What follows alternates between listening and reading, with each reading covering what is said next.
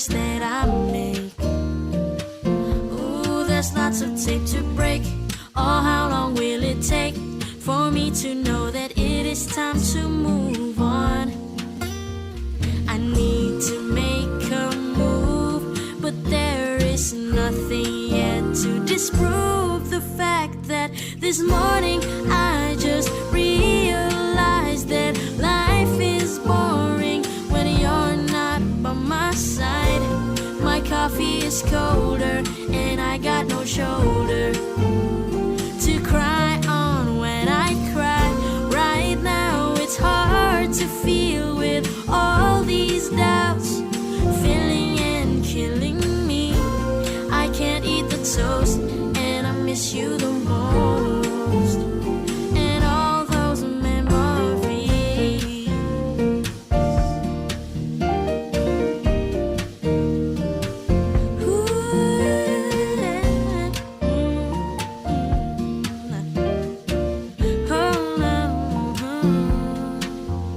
This morning I just realized that life is boring when you're not by my side. My coffee is colder and I got no shoulder to cry on when I cry. Right now it's hard to feel with all these doubts filling and killing me. I can't eat the toast and I miss you the most, and all those memories.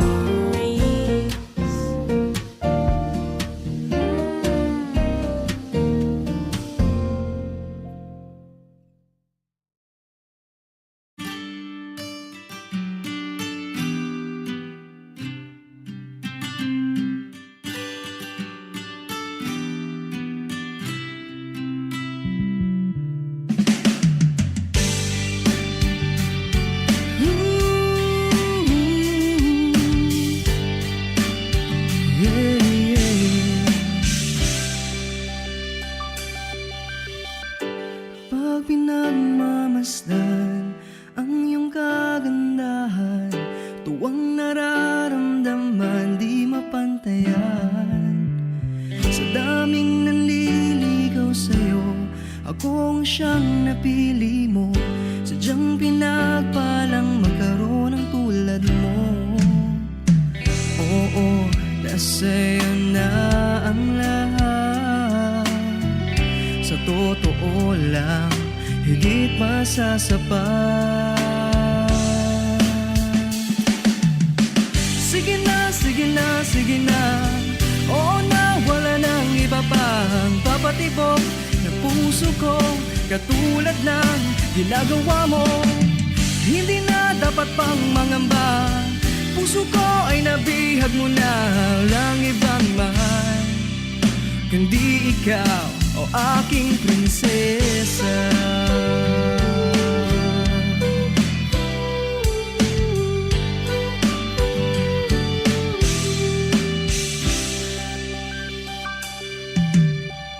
Ano bang hahanapin pa?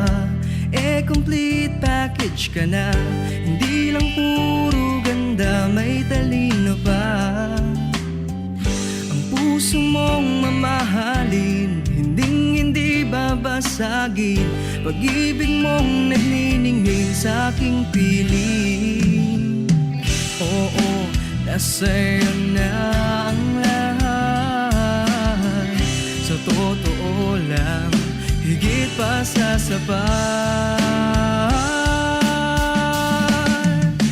Sige na, sige na, sige na. Oo na, wala nang iba pang papatibok ng puso ko, katulad ng ginagawa mo. Hindi na dapat pang mangamba, puso ko ay nabihag mo na. Walang ibang mahal kundi ikaw, o aking prinsesa. Kung isa-isahin ang maganda sa'yo. Baka di na matapos ang kanta na to. Sa ganda mo pa lang, madami na akong nasulat. Wag na yung iba, baka kasi sila magulat. Sa bawat tingin lalong gumaganda. Pumupuso ang mata pag nakikita ka.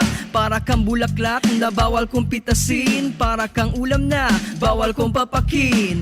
Di ako marunong mag-rap, pero para sa'yo ako'y magpapanggap. Di kaya mag-double time o kaya mag-triple time. Sa'yo lang buong time, sa iba wala nang time. Sige na, sige na, sige na.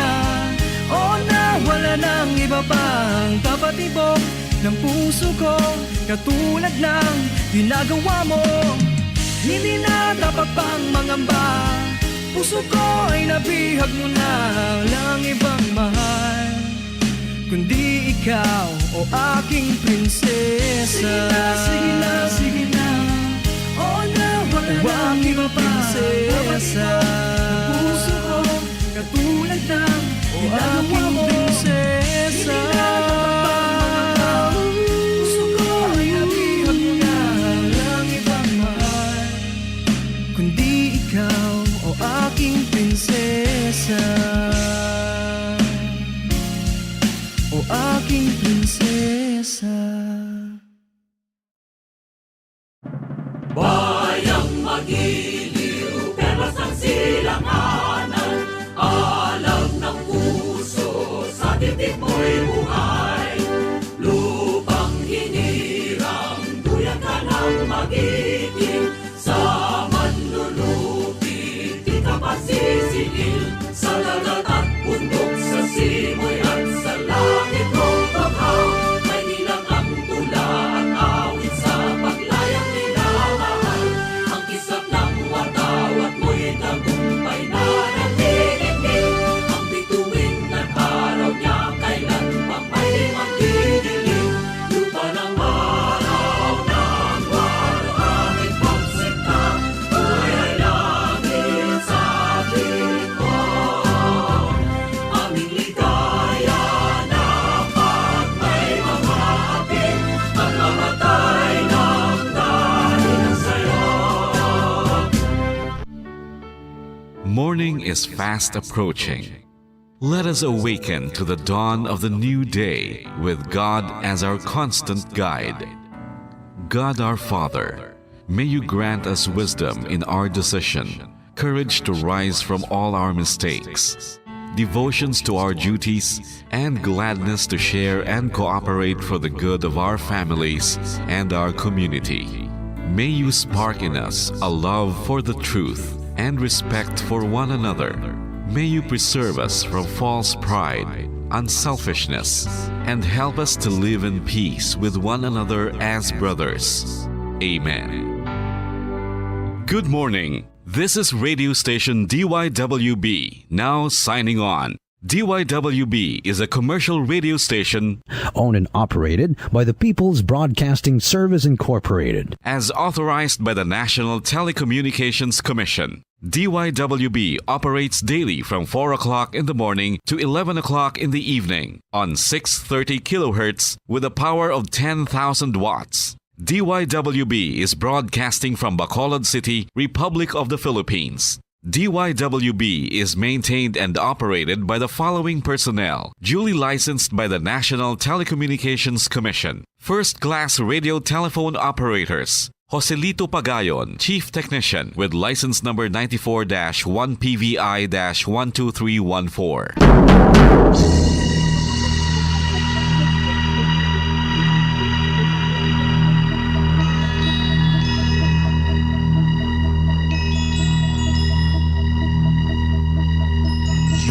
Are the reason why this network is on.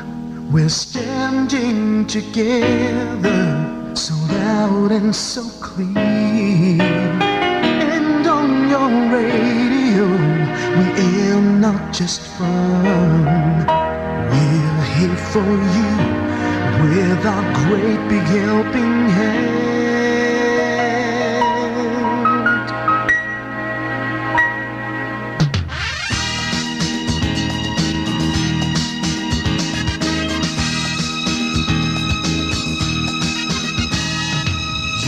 are the reason why this network is on.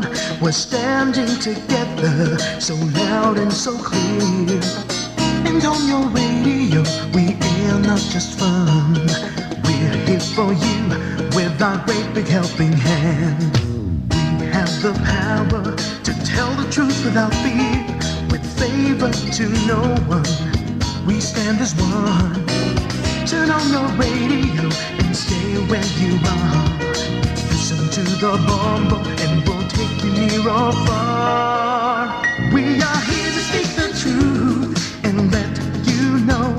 We are here for anyone who needs a helping hand. We are here to find the way to freedom and peace. Justice for all, make this world a better place. We are the CBS, the NBN, the PBS, Bombo Radio Philippines.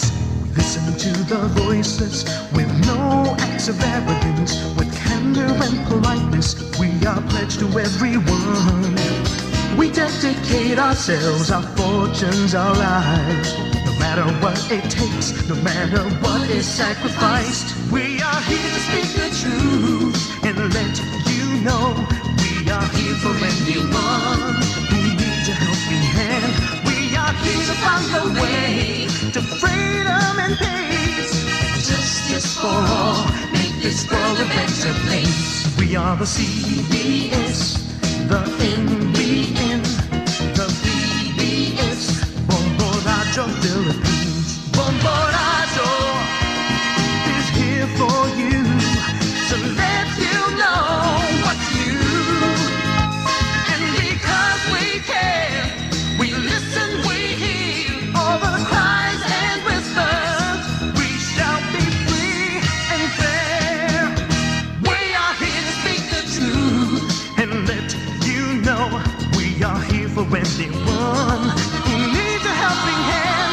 We are here to find the way to freedom and peace and justice for all, to make this world a better place. We are the CBS, the NBN, the PBS, Bombo Radio Philippines. We are the CBS, the NBN, the PBS, Bombo Radio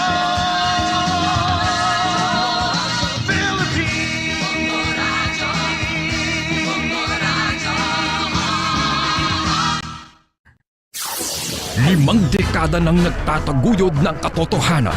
5 dekada nang nagtatanggol sa mga mamamayan.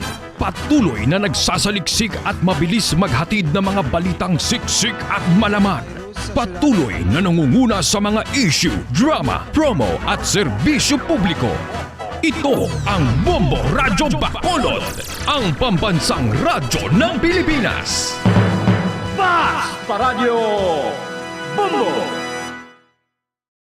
Bombo Radyo Bacolod.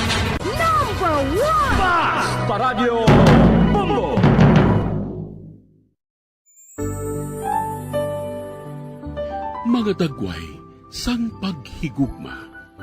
Mga dagway sang paghigugma.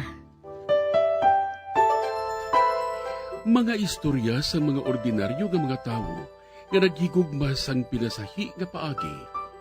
Mga dagway sang paghigugma. Sila nakadiskubre sang gugma. Gugma nga nagduso sa ila sa paghimo sa mga butang nga naghatag sang kadayawan sa Dios.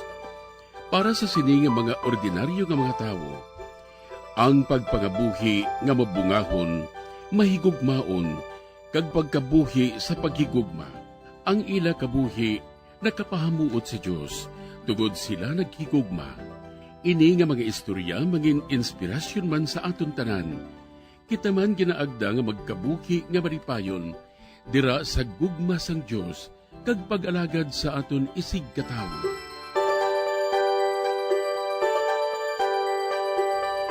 Ini nga programa ginadulot sa inyo sa mga Madres and Daughters of St. Paul, Missionary Sisters sang Social Communication.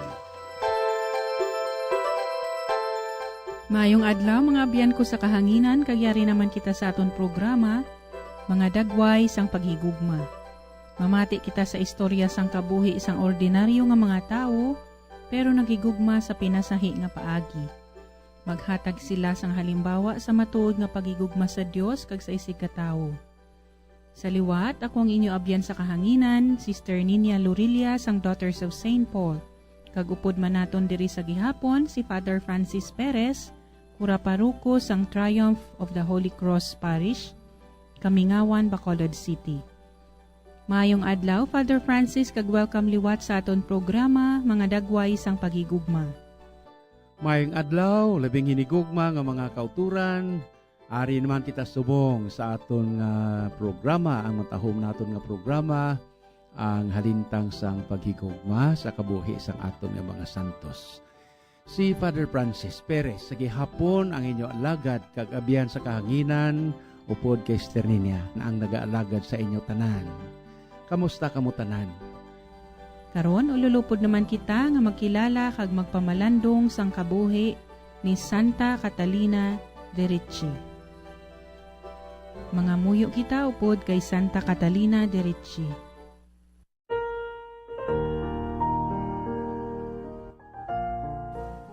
O Diyos nga makagagahom, imo gindala si Santa Catalina de Ricci sa dalanon sang pagpakabalaan, paagi sa iya pagpamalandong sa kasakit sang imo anak nga si Jesus. Samtang amon kinaselebrar ang pagkamatay kag pagkabanhaw sang imo anak, buligi kami nga mangin maisog na tagabantala sang ini nga misteryo.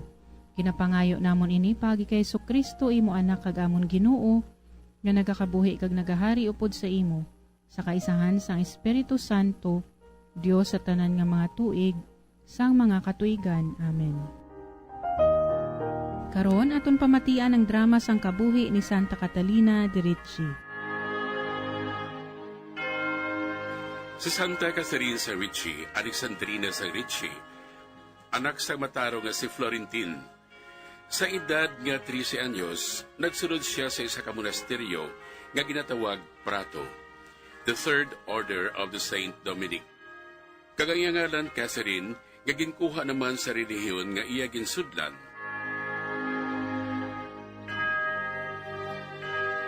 Sa nagapagidaron siya sang 21 anyos, ang iya pinasahi nga atraksyon amo ang Passion of Christ, nga sa diin siya nagpartisipar sa milagro sa kabunuhaton sa tong tuig 1541.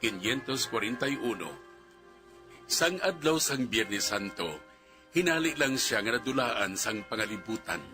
Kag sang magbugtaw siya, amo sini ang natabo.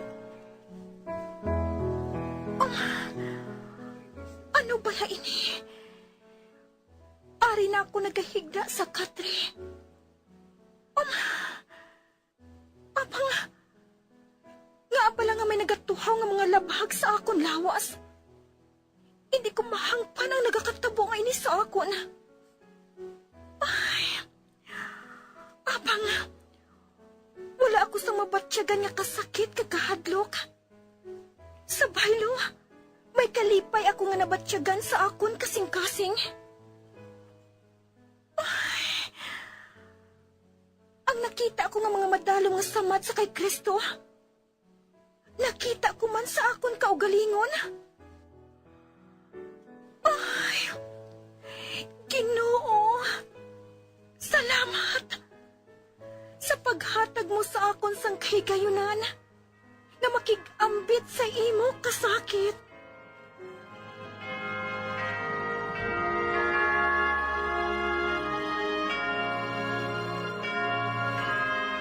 Matapos ang 3 ka semana, siya ang naumpawan sa balaan nga adlaw sang Sabado, nga paagi sa imahe ni Maria Magdalena kag ni Kristo. Sa sunod sang 12 ka tuig, kada Biyernes Santo, nagatuhaw ang mga labhag sa iya kilid. Kabahin ini sa mga pag-antos ni Kristo, nga iya man na-eksperyensyahan kaupod sang korona nga mga tunog, nga iya man makita sa iya ulo. Kag amo man ini nagahatag sang inspirasyon sa iya, kag para man sa kaluwasang sa madamog ang mga kalag, nga nagaanto sa purgatorio. Sa ngalan sa mga kalag, siya nagahalad sa mga pagpangamuyo, kag pagpuasa, kag naging bantog siya sa bugos nga lugar sang Tuscany. Nga sa tagsa kamay mapatyan, siya ang ginapalapitan sang pamilya, para makasigurado ang kaluwasan sa ilang mga kalag. Ginpakita man sa iya palananawon nga wala sang kalag nga mabilin sa purgatorio. Kung kaisa, siya man nagasalo sa tanan nga pag-antos kag kasakit sa 40 ka adlaw nga sakripisyo kag pasakit agod nga mga kalag makasunod sa langit. Ang iya lawas puno sang pilas, ang iya kaugatan nagabatsyag sang grabe nga kainit nga daw kalayo. Ang iya unod makita nga daw ginaihaw, kag ang iya dila kaangay sa mapula nga mainit nga metal. Apang siya nangin kalmado kag mangin malipayon sa pihak sang indi niya pagpaminsar nga kasakit para nga mga kalag makakita ka magadayaw sang ila manunubos. Nagpakig-istorya siya upod sa mga santo sa Himaya kag sa kay Santo Felipe Neri sang Roma nga wala nagbiya sa iya kumbento kag prato. Siya napatay sa tunga sang ambahanon sa mga anghel sang tuig 1590. Magapadayon karon si Father Francis sa iya pagpaambit sang kabuhi ni Santa Catalina de Ricci, kag updan naton siya paagi sa pagpamati sa dugang nga mga reflections. Karon nga adlaw, aton nga tagaan sang kabuhi, ang isa naman naton ka santa nga amo si Saint Catherine de Ricci. Ang ngalan nga ginhatag sa iya sang ginbunyagan siya amo si Alexandrina Romola, anak sa ginatawag naton old patrician family kag bankers kag subong man negosyante. Sa edad nga 13 anyos ginbaton siya sa konbento sang mga Dominikano bisan masyado ini ka istrikto sa malapit nga syudad sang Prato, kag ila siya nga ginhingalanan kay Catherine. 5 ka tuig ang nagligad halos. Hindi si Catherine mahangpan, kag ginapangduha-duhaan siya sa ang iya nga mga kaupdanan, ang iya nga pagkabalaan, nga nanutaran ini nga siling sang iya nga kabuhi. Her Holiness was recognized and was advanced to novice mistress, kag subong man sa iya nga sub-prioress nga sang ulihi sang tuig 15 sa isinta, siya nagidya ang nin prioress o kin superiora nila ka nagpabilin siya dira hasta siya nga napatay. 30 ka tuig ang naglikad. Ang iya nga pantog nga hayo sa iya among ecstasy of the passion. Ano ini ecstasy of the passion? Amo ang iya nga pagpamalandong kag ang iya mismo nga pagpangabuhi kag ang iya nga paghanduraw sang kasakit sang aton Ginoo, kag nagsugod ini siya sang nobisyada pa lang siya, a time kag ang tsimpo na sang madamo niya nga mga pagtilaw sa konbento. Nakakatabo ini sa iya sa routine kag perme nga hilikoton, kabangdanan nga daw nagakatulugan siya sa ila nga community prayer. Sa mga religious community, kag ang ila community prayer, tingob ini sila perme nga nagapangamuyo. Tingob man ini sila nga nagakaon, tingob ini sila sa mga obra o kun ano.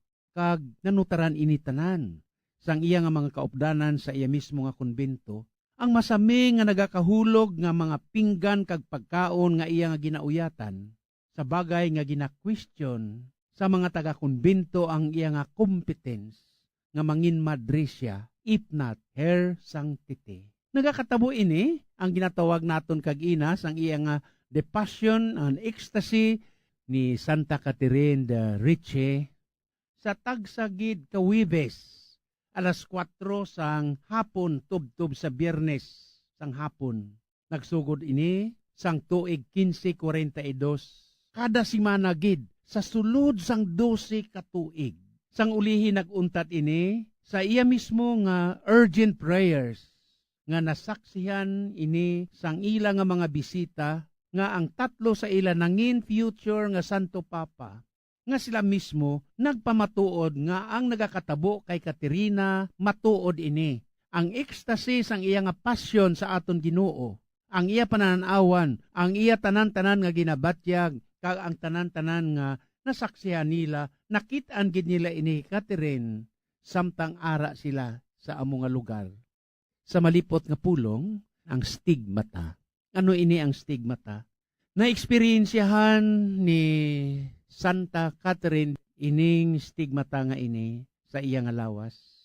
Ang agi sang lansang sa iya nga mga kamot, ang pilas sa iya nga kilid, kag sa iya nga mga tiil, kag subong man nag-abot gid iya sa iya nga lawas. Si Saint Catherine may ginatawag nga gift of miracles known as telepathic.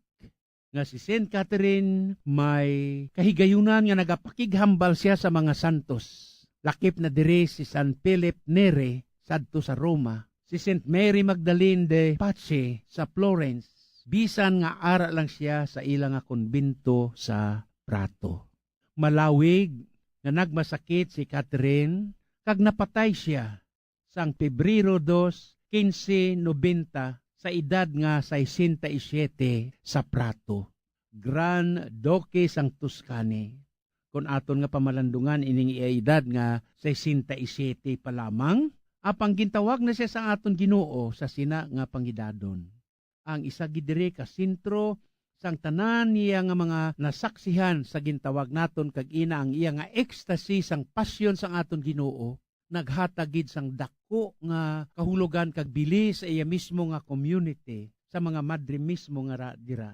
Amo gani nga bangod sini ginbeatify siya sang Nobyembre 23, 1732 sa Roma sang Papal State ni Papa Clemente XII, kagin kanonisar siya bilang santa ni Papa Benedicto XIV, patron siya sa mga nagamasakit. Gani, kita tanan may masakit, nagkalain-lain ang aton nga mga balatian sa aton nga lawas. Kag kung aton pamalandungan ini, ginahalad bala naton ini sa aton Ginoo, sa akon nga bahin bilang inyo alagad sa kahanginan, no? Kung ang akon nga pamalandungan ang mga masakit kag kasakit nga ari na nga daan sa akon, no? Kadamo iya sang akon eksperyensya para dire, no? Subong mga 10 years na ako nga naga-insulin bangod kay may diabetes. Sang una, nakaagi man ako sang mild stroke. Salamat sa Dios, way nadayunan. Kag iban pagid nga mga masakit, may vertigo, may everything, may hypertension, kag iban pagid. Pero para sa akon iya, ang pinakaimportante sa aton tanan nga aton ini nga ginaakseptar. Aton ini nga ginabaton halin sa aton Ginoo. Katulad sa kay Santa Catherine de Ricci, iya nga gin-offer itanan sa aton Ginoo. Kag amo ina, may dapat bala kita nga kahadlokan? Wala. Ihalad naton ini sa aton nga Ginoo. Ang Ginoo nagabulig lamang sa mga tao, kung ang tao nagabulig man sa iya kaugalingon. That's the reason why. Amoy nang kabangdanan kun nga kita mismo iya ang makahibalo para sa aton kaugalingon kung luyag naton nga mabaton ang grasya katulad sang ginbaton ni Saint Catherine de Ricci. Pero ini tanan nang ginbahin sang purification sa ila kabuhi. Kag amo man ini nga ihalad naton ining tanan sa Ginoo. Sa tanan nga nagamalasakit, kag sa tanan nga may ginabatyag sa lawas, offer ini sa aton Ginoo. Katulad kay Saint Catherine nga sa diin nangin tampad sa iya nga pagtuo kag pagsalig sa Ginoo. So si Father Francis sa gihapon nagapaalam sa inyo tanan, tubtaw sa aton nga pagkitanay. May God bless us all. Madamo gid nga salamat Father Francis sa imo dugang nga pagpakilala kag pagpahangop sang kabuhi ni Santa Catalina de Ricci. Suno sa mga testimonies, si Santa Catalina de Ricci isa ka masinadyahon kag mainabiabihon nga madre. Duna sa iyang pagiging friendly kag nagalapaw nga iya concern para sa iban. Suno sa istorya, sang panahon nga siya pa ang in charge sang mga young girls nga nagaboard sa ilang monasteryo, siya gintawag nila nga the snack sister. Bangod permigid siya may tigana nga box sang chocolates para sa ila. Well-known man si Santa Catalina sa iya devotion sa kasakit ni Jesus. Kabay nga masunod man naton siya sa iya pagpalangga kay Kristo sa iya kasakit, nga may himpit nga pagtuo nga ang tanan nga paganto sa kabuhi, mangin makabuluhan lamang kung ibutang naton initanan sa iya pilas. Mga abyan, magpadayon kita hasta sa masunod nga semana.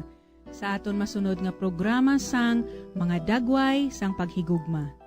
Sa amo gihapon nga takna kag istasyon sang aton radyo.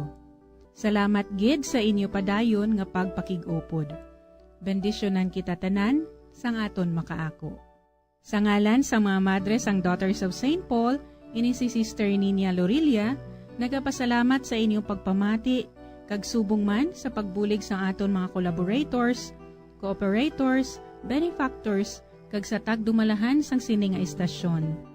Sarang man kamo makigangot sa Daughters of St. Paul, Bacolod, 29 Corner Hernaez, Henares Streets, 6100 Bacolod City. Telephone number 433-1648. Daughters of St. Paul, Iloilo, 425 E. Lopez Street, 5000 Haro, Iloilo City. Or cell phone number 0943-541-0771. Kaupod sang aton santo, aton pangayuon ang bendisyon sang aton mahal nga Diyos.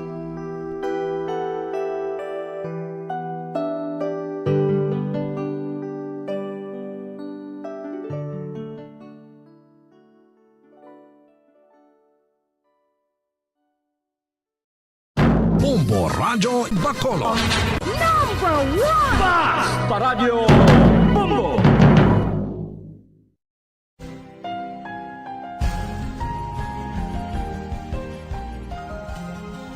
Ang akong tagipusoon nagakalangkad. Sang pagbutlak sang adlaw nga labing masanag. Sugdanan ka nga ginggikanan sang kalinong, sang manunubos sining kalibutan nga madulong. O Kristo nga kasanag sang amon dalanon, sa imo ang pulong nga matinubuson. Ipadala ang imo espiritu sa pag-amuma, sining tagipusoon nga nagahandom sang imo gugma.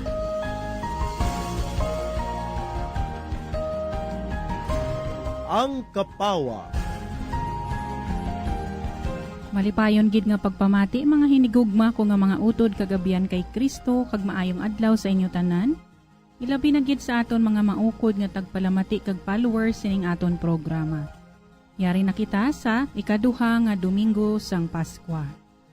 Sa gihapon ang akon gid pagtamyaw sa aton tagpalamati diri sa Diocese of Bacolod, Diocese of Kabangkalan, Diocese of San Carlos, Diocese of Dumaguete, Archdiocese of Haro, Archdiocese of Capiz, Diocese of San Jose Antique, Diocese of Aklan, dira sa Marbel, Coronadal, kag Cotabato.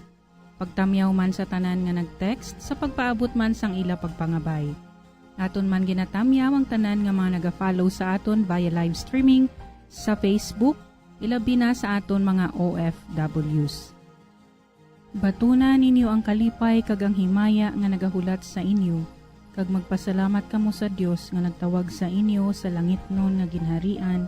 Alleluia, alleluia. Mga muyo kita.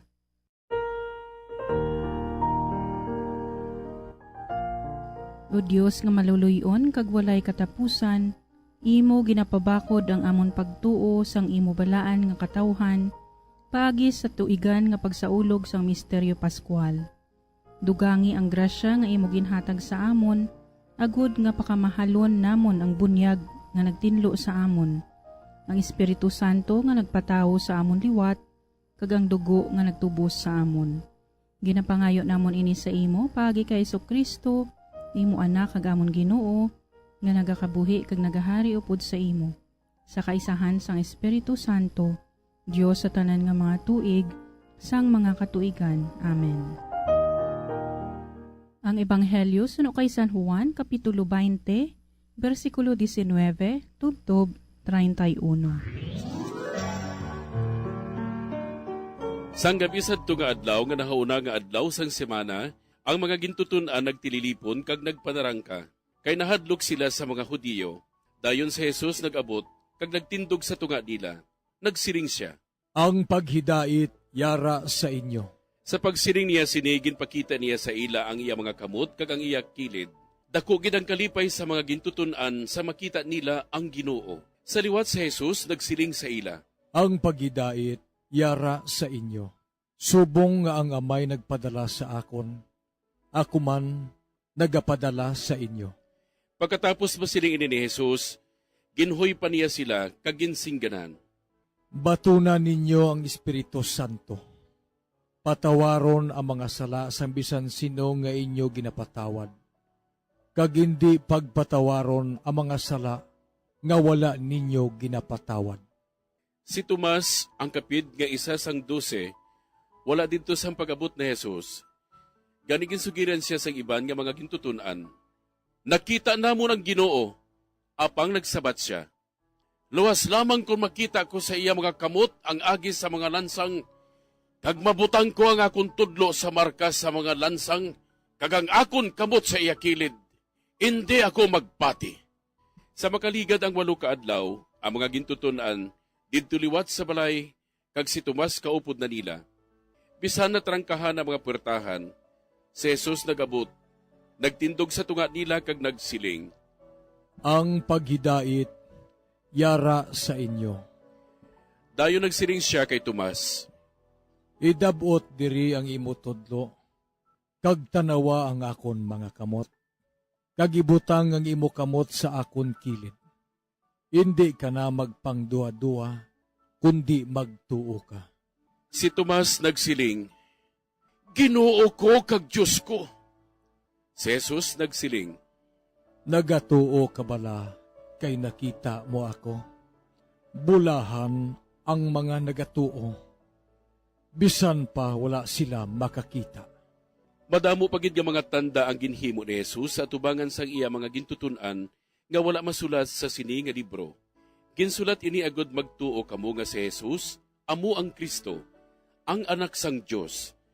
Kag paagi sini nga pagtuo, may kabuhi kamo sa iya ngalan.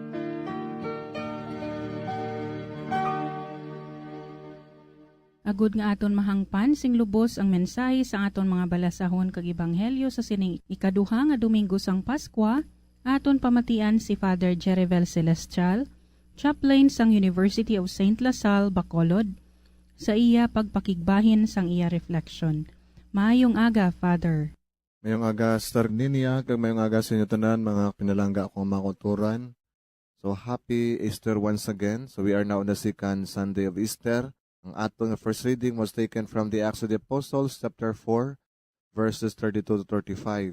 So, amo ini ang the central verse na nagapahayag sang kaungdan sa aton nga first reading.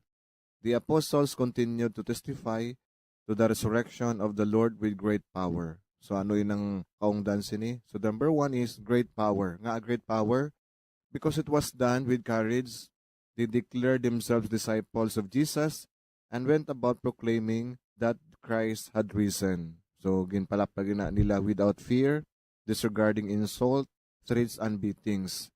Pagsubong man, the apostles came up with irrefutable evidence of the living Christ, the completely new life of the community of the first Christians. Kaya man ang first community, ano mga quality?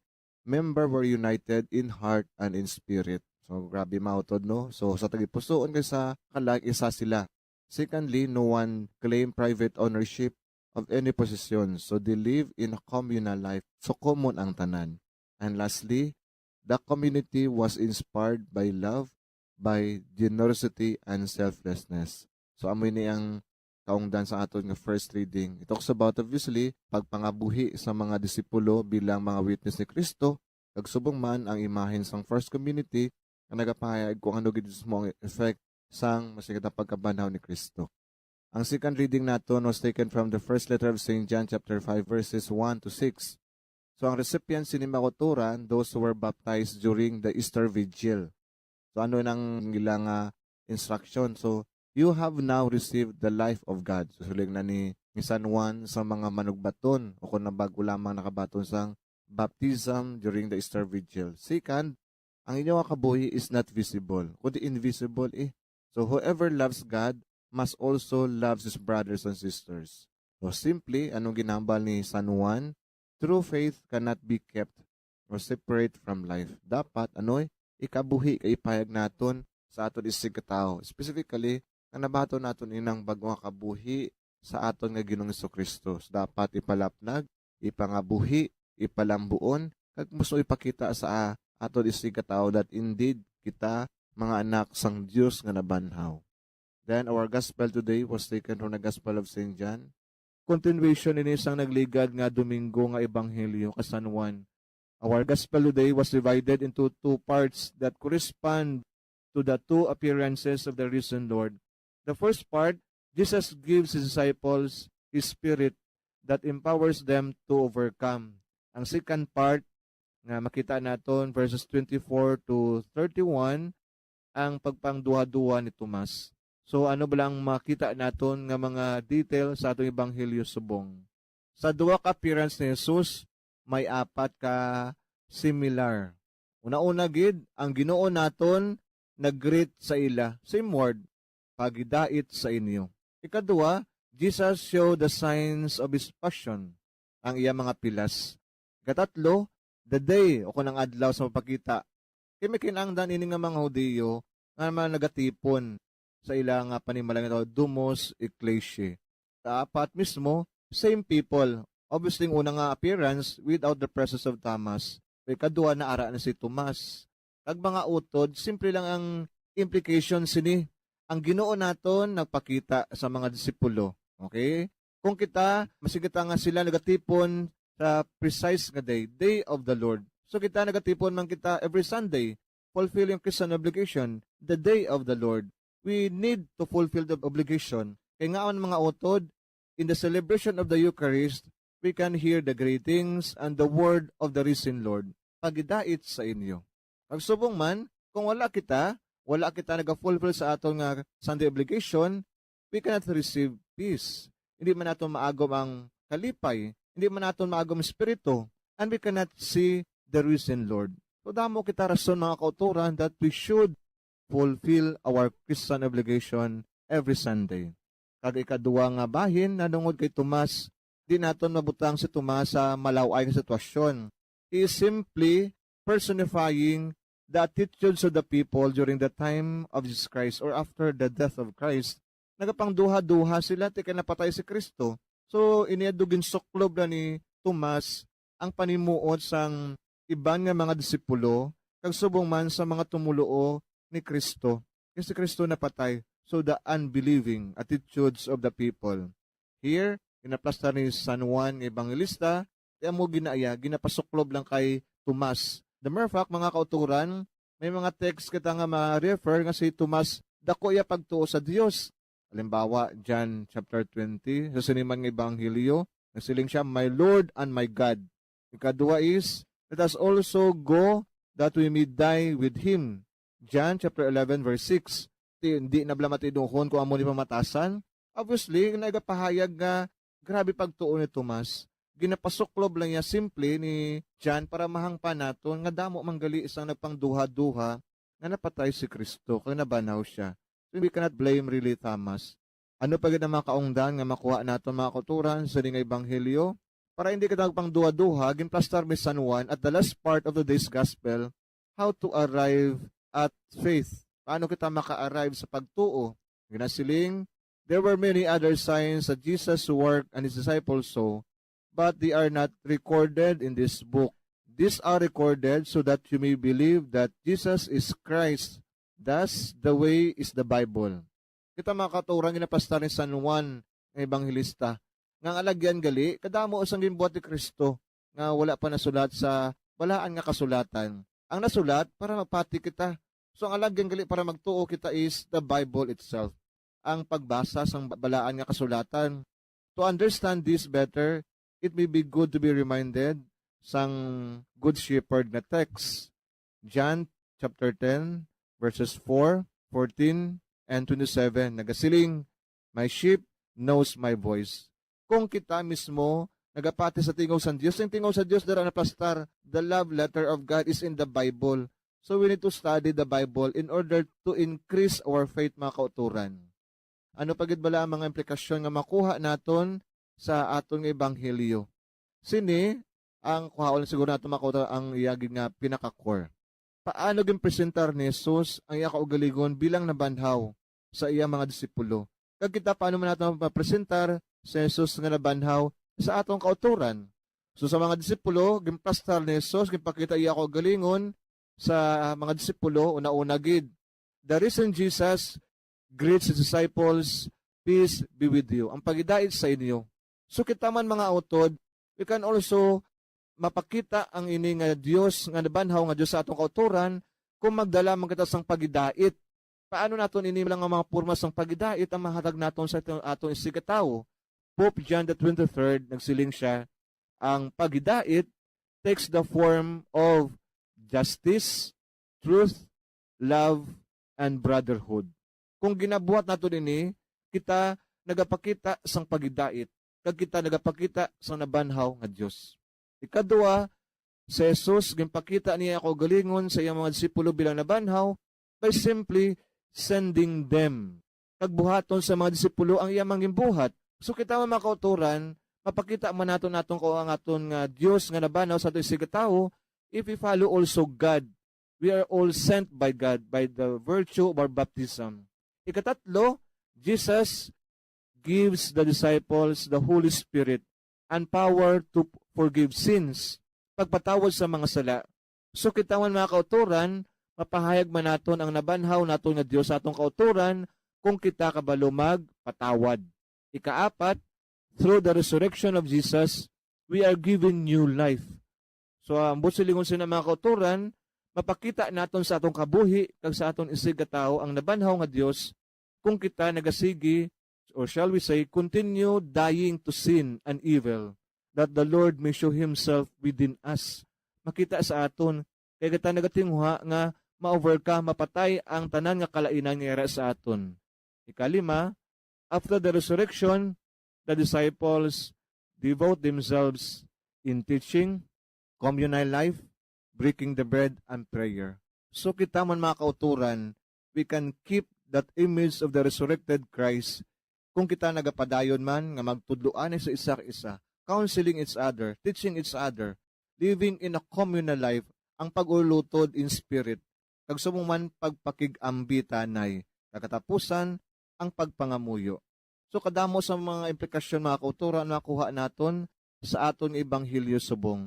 But for now, amo ining madamo implikasyon nga dapat naton ibutang sa atong pagpangabuhi, just simply to manifest the resurrected Christ to our brothers and sisters.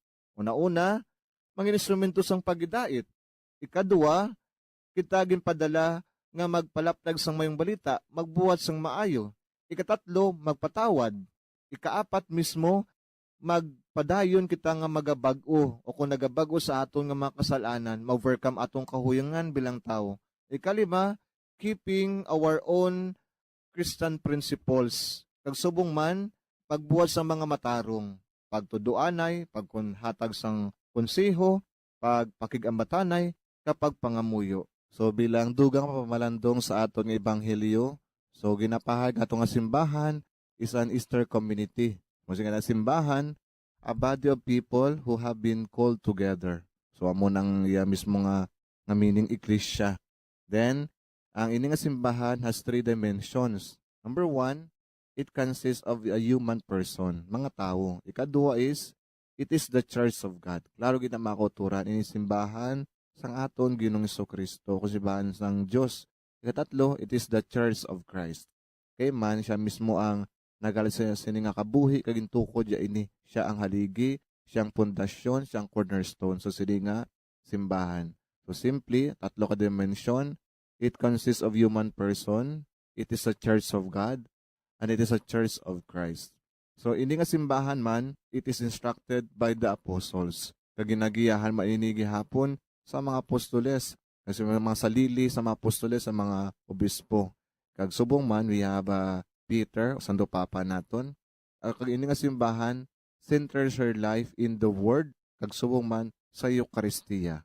And lastly, ay ini tani nga simbahan, ginalabot naton, ini nga vision, nga kita tayo nga simbahan, we live in a communal life. Kay man isa lang aton nga Diyos, isa lang aton nga pagtuo, isa lang mismo nga aton nga pagbunyag. So dapat tani kita magpangabuhi bilang isa lamang kapanimalay sang Dios. So kabay, nga sa aton pagpamalandong sa gihapon sa mga puntos nga aton ginlidaw sa aton nga ebanghelyo, kita magtubo bilang katapos ang ini nga simbahan, at magpahag sa aton nga pagtuo sa konkreto kaubatyagan sa aton nga isigataw. So may God grant us these gifts, at the same time increasing our faith. Si Tomas nagpangduha-duwa. But my brothers and sisters, let us end our gospel with this quotation. Mark chapter 9 verse 24. It says, Lord, I do believe. Help me believe more. May God bless us all. Madamo naman kita sang natun-an, kag nagdalo man ang aton pagpamalandong sa pulong sang Dios, pagi sa pagpaambit man ni Father Jerivel sang iya reflections. Madamo gid nga salamat, Father, kag kabay pa nga sa grasya sang Dios, amon man ma-apply sa amon kabuhi, ang mga points nga gin-share mo sa amon sa sininga adlaw. God bless you and your ministry, Father Jerivel.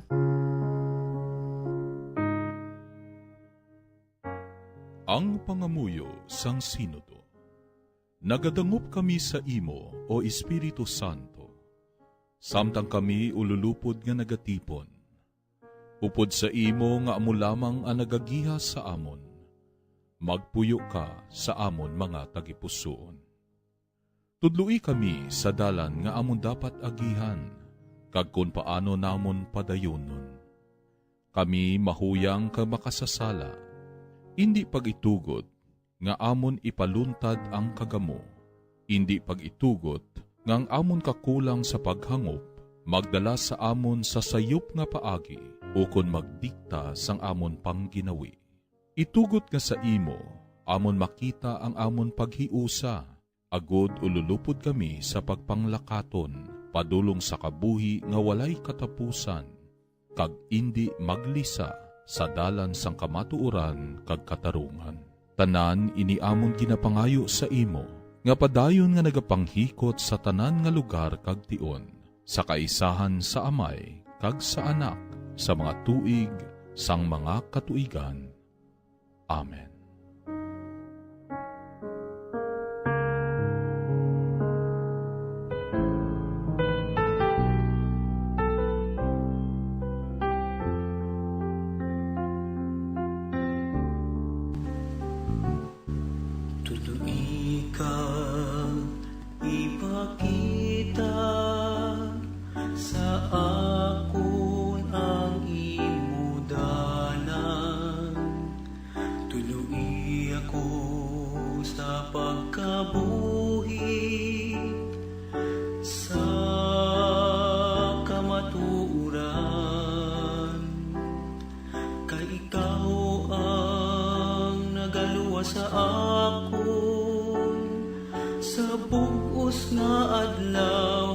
Nagasalig kami sa imo,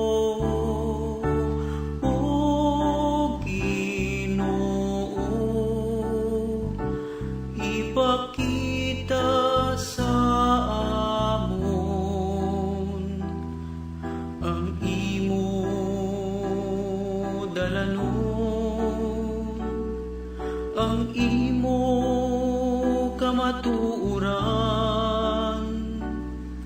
kag imo kabuhi nga dayon.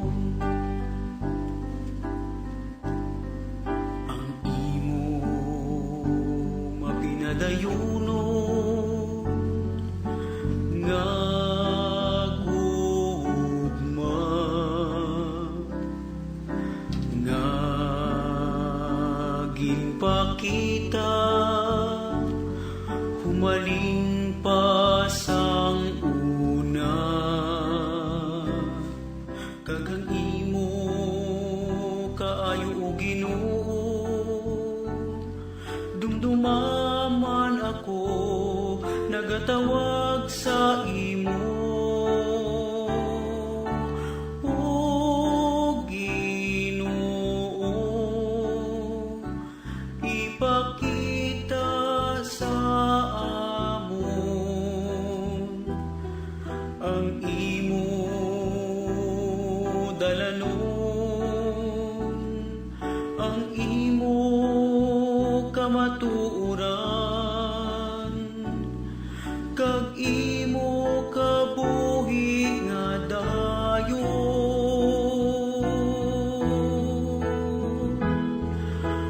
O Ginoo, ipakita sa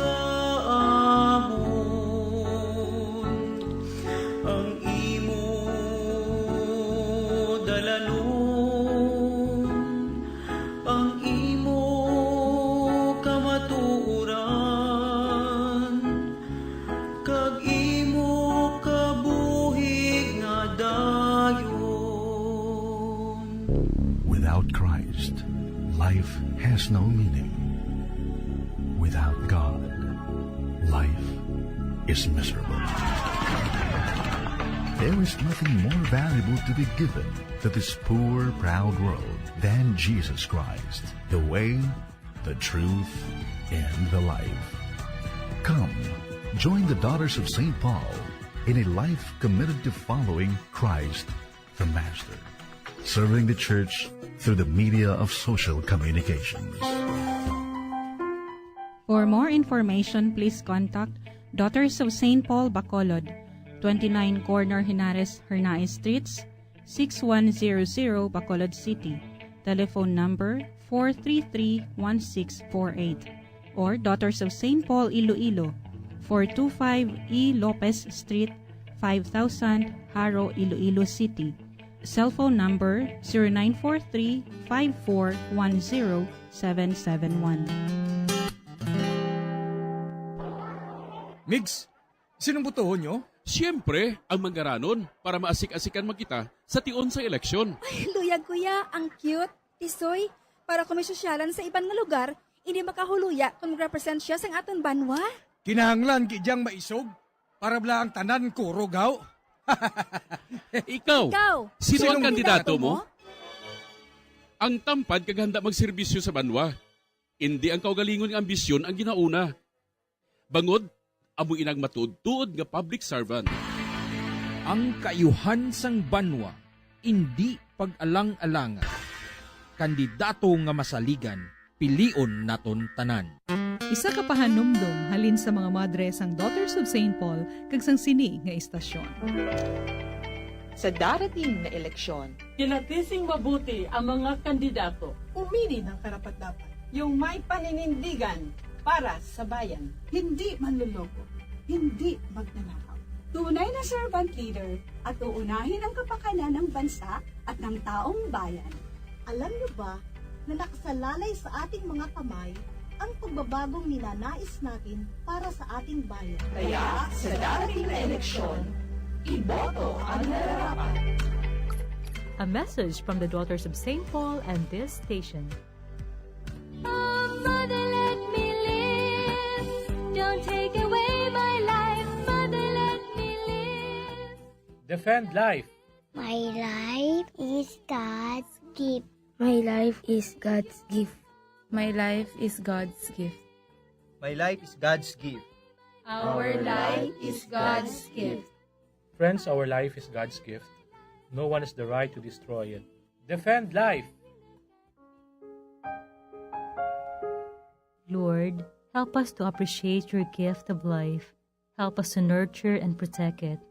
May the innocent, helpless, unborn child be given the chance to live, to love, and enjoy life. Forgive us, Lord, for all the times we have attempted to destroy your gift of life. Inspire us always to defend life from its very beginning when it is conceived in the mother's womb until the time you take it back to yourself. Amen.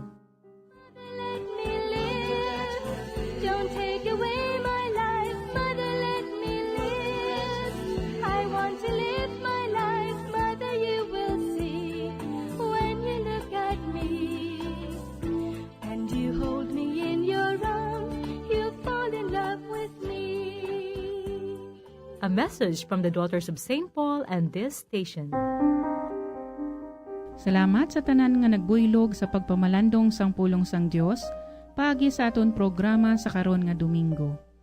Salamat sa inyong mapinadayunon nga suporta kag pagpakigbahin paagi sa inyong pagpamati. Hindi naton pagkalimtan ang pagsimba karon nga Domingo upod ang aton bug-os nga pamilya. Tob-tob sa madason nga Domingo kag padayon man naton nga iampo ang tanan nga nahalitan sang gyera sa tunga sang Russia kag Ukraine. Mga abyan, tubtob na lang anay kita diri. Akon gid kinapasalamatan ang tanan nga mga Pauline cooperators, collaborators, benefactors, kag tagdumalahan sang sini nga istasyon. Kung gusto ninyo iupod ang inyong mga intensyon sa amon pagpangamuyo, ipadala lang ninyo ini sa Pauline's Media Center, Bacolod. Daughters of St. Paul, 29 Corner Hernaez Streets, 6100 Bacolod City. Daughters of St. Paul, Iloilo, 425 E. Lopez Street, 5000 Haro, Iloilo City. Telephone number 320-9487 o mag-text sa 0943-5410-771. Sa ngalan sa mga madres ang Daughters of St. Paul, ini si Sister Nina Lurilla. Kabay nga ang paghidait ni Kristo nga amo ang dalan, kamatuuran kag kabuhi, magpabilin sa inyo tanan.